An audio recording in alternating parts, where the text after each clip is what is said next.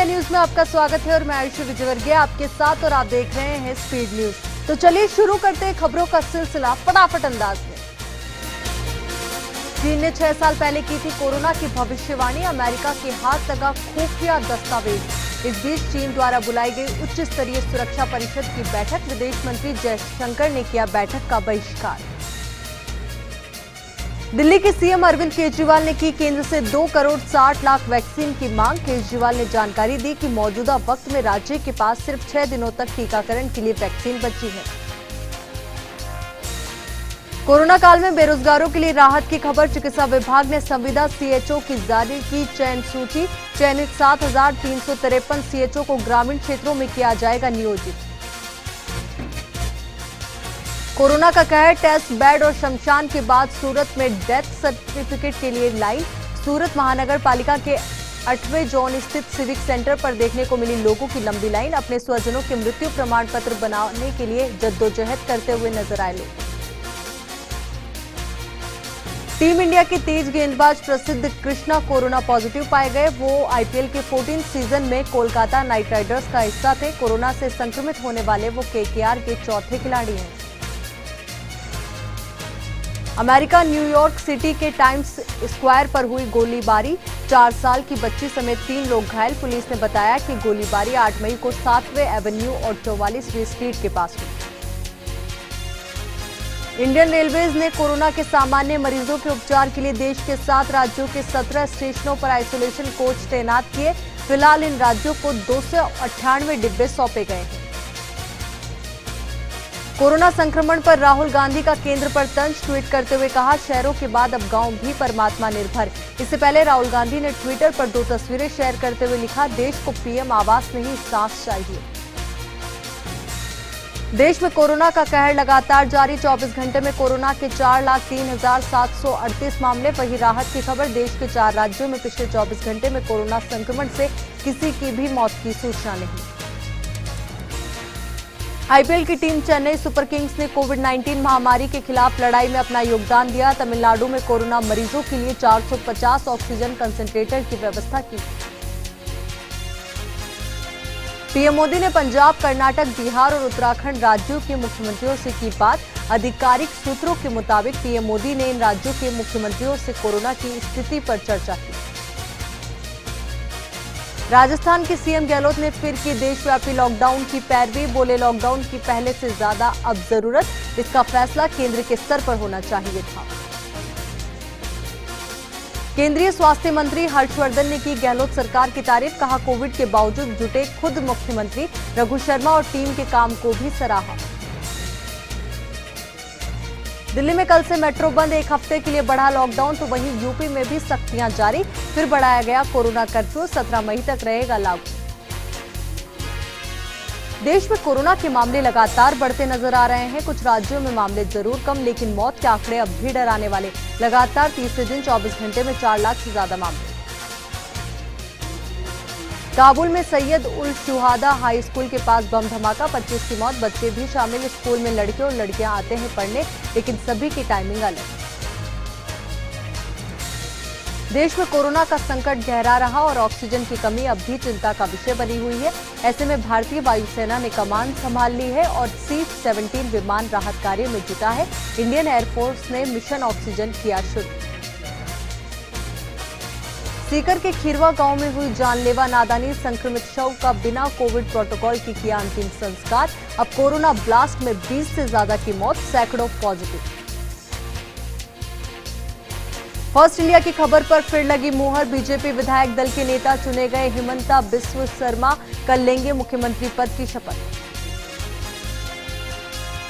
Thailand से आई युवती की लखनऊ में कोरोना से मौत, थाई दूतावास के आदेश पर लखनऊ में विदेशी महिला का अंतिम संस्कार। पुलिस अब मृतका का लखनऊ कनेक्शन रही है खंगाल। शिवसेना के मुखपत्र सामना में कोरोना संकट को लेकर एक लेख लिखा गया। इस लेख में प्रधानमंत्री नरेंद्र मोदी पर जमकर हमले किए गए। सामना में लिखा है कि दुनिया भारत को दया की नजर से देख रही, छोटे छोटे देशों ने भी हिंदुस्तान की तरफ मदद का हाथ बढ़ाया। प्रदेश में कल से सख्त लॉकडाउन होगा लागू। तैयारियों को लेकर पुलिस प्रशासन मुस्तैद। लापरवाही करने पर भुगतना पड़ेगा अंजाम। सीएम ने की साथ निभाने की अपील। नीदरलैंड से 24 घंटे में आए ऑक्सीजन कंसंट्रेटर को मुंबई से इंदौर पहुंचने में लग गए 48 घंटे। बता दें, ऑक्सीजन कंसंट्रेटर लाने के लिए 3 लाख रुपए का टैक्स भी भरना पड़ा और 1000 रुपए रिश्वत भी देनी पड़ी। मदर्स डे मनाया जा रहा आज। प्यारे से मैसेज के द्वारा व्यक्त कर रहे मां के प्रति लोग अपनी अपनी भावनाएं। बॉलीवुड सेलेब्स ने भी मदर्स डे पर शेयर की फोटोज। चित्तौड़गढ़ और श्री गंगानगर को सरकार की सौगात। सीएम गहलोत ने किया मेडिकल कॉलेज का शिलान्यास। वीसी के जरिए जुड़े केंद्रीय मंत्री, सांसद और मंत्री। भीलवाड़ा के सरथला ग्राम पंचायत में विद्यालय के बाहर से 2 ट्रांसफार्मर चोरी हो गए। चोरों ने ट्रांसफार्मर से तांबे के तार निकाल लिए और सूचना के बाद मौके पर पहुंची पुलिस जांच में जुट गई। नागौर में वैक्सीन का स्टॉक खत्म हो गया, जिसकी वजह से लोगों को वैक्सीन नहीं लग सकी। अब वैक्सीन आने के बाद फिर से टीकाकरण शुरू होगा। फतेहपुर के शेखावटी में कोरोना 10 गांवों में 38 दिन में 138 जान ले चुका है। स्वास्थ्य विभाग का झूठ से 43 मौत। गांवों में कहर बन गया कोरोना। फतेहपुर के दातरू में 15 दिन में सरकारी आंकड़ों के अनुसार 3 मौतें, जबकि यहां 15 दिन में 21 मौतें। बूंदी के लाखेरी इंदरगढ़ वन विभाग ने पत्थर से भरी 2 ट्रॉली को जब्त किया। वन विभाग ने गुप्त सूचना पर कार्रवाई को अंजाम दिया। सिरोही में खाकी ने अपनी ईमानदारी की मिसाल पेश की। मुख्य बस स्टैंड के पास से मिले रुपए और गहने से भरे बैग को महिला को लौटाया। रामगंज मंडी उपखंड क्षेत्र में अचानक मौसम में बदलाव आया। बेमौसम बारिश में कई जगहों पर ओले गिरे। बारिश से लोगों को गर्मी से राहत मिली। भिवाड़ी में महामारी रेड अलर्ट। जन अनुशासन पखवाड़ा मजाक बना हुआ है। राजस्थान में प्रवेश के लिए हरियाणा और दिल्ली एनसीआर से आने वाले यात्रियों की चेकिंग नहीं की जा रही। यात्रियों को बिना रोक-टोक के राजस्थान में एंट्री दी जा रही है। झालावाड़ के सुनेल कस्बे में एक कोरोना पॉजिटिव महिला की मृत्यु होने पर एम्बुलेंस के अभाव में परिजन शव को शमशान तक ठेले पर ले गए। फर्स्ट इंडिया के प्रमुखता से खबर दिखाने पर प्रशासन हरकत में आया। विजयनगर तहसीलदार रामेश्वर छाबा ने अपना जन्मदिन बड़ी सादगी और सामाजिक कार्यों के बीच मनाया। जन्मदिन के मौके पर पक्षियों के लिए परिंदे बांधे और जरूरतमंद लोगों को मास्क और अन्य सामग्रियां भी बांटी। कल से लगने वाले लॉकडाउन को लेकर पुलिस ने गांवों में पैदल मार्च निकाला और लोगों से गाइडलाइंस की पालना की अपील की।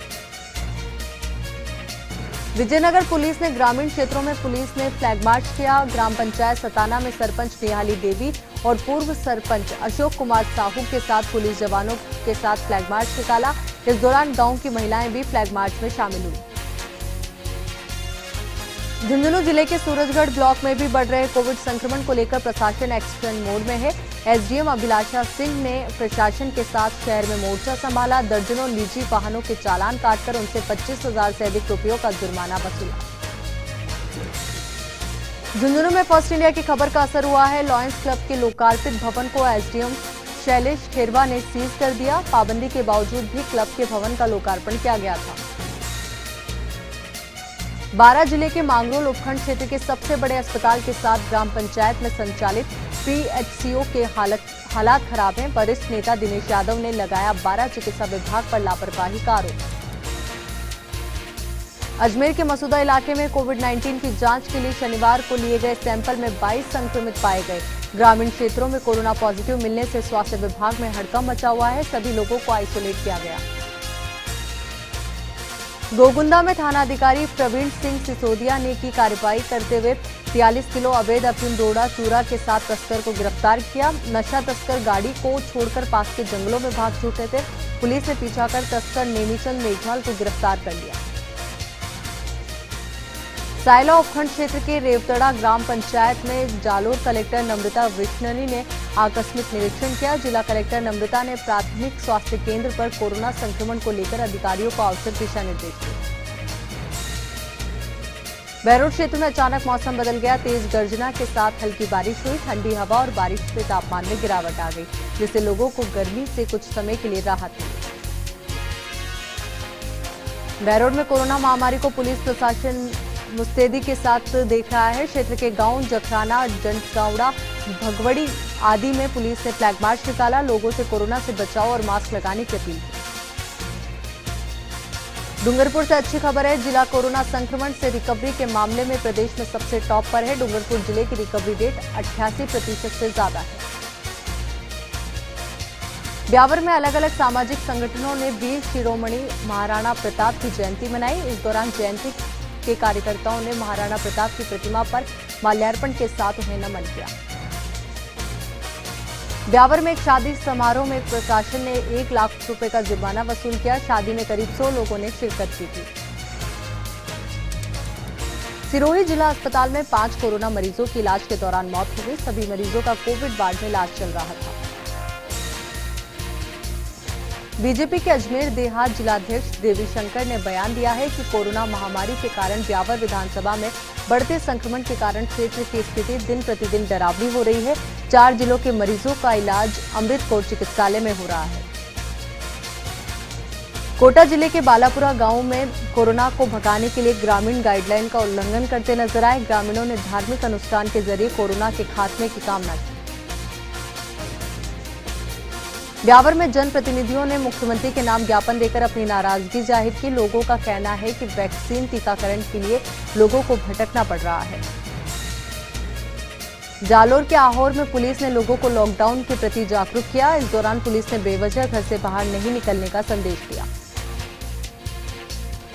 अजमेर में लॉकडाउन लगाने की घोषणा की गई। राजस्थान रोडवेज का संचालन भी बंद रहेगा, जिसका असर बस स्टैंड पर देखने को मिला। अचानक यात्रियों की भारी संख्या में भीड़ और बस स्टैंड पर देखने को मिली। जैसलमेर में फर्स्ट इंडिया की खबर का असर हुआ है। भाणियायाना में ग्राम पंचायत बारट का ऊंच पदरा मेंढवा में गौशाला के नाम पर बड़ा घोटाला की खबर को प्रमुखता से दिखाया था। खबर का संज्ञान लेते हुए शिविर संचालक और प्रशासन 4 घंटे में चारा लेकर ट्रक पहुंचा है। नागौर में प्रशासन ने गाइडलाइन का उल्लंघन करने के आरोप में 6 दुकानों को सीज किया। प्रशासन ने दुकान मालिकों को क्वारंटीन सेंटर भेज दिया। अलवर में कठुमर के पिसई गांव में जबरन खेत जोतने के विवाद में हुई फायरिंग का मामला सामने आया। वहीं गोली लगने से एक युवक की मौत हो गई और 5 व्यक्ति घायल हो गए। पुलिस ने मामले की जांच शुरू कर दी। झालावाड़ के अकलेरा के चुरेलिया गांव में गोवंश में अजीबोगरीब तरह की बीमारी सामने आई है। बैल गोल गोल घूमकर चक्कर खाकर जमीन पर गिर रहा है, जिसके बाद जानवरों की मौत हो गई। सीकर के धोद में शराब की दुकान को सीज किया है। आरोप है कि आबकारी विभाग की मिली भगत के चलते खुलेआम शराब की बिक्री हो रही थी।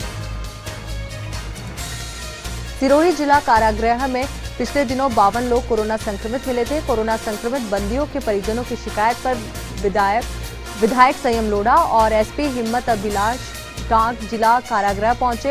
यहां जायजा लेते हुए व्यवस्थाओं को लेकर जरूरी निर्देश दिए।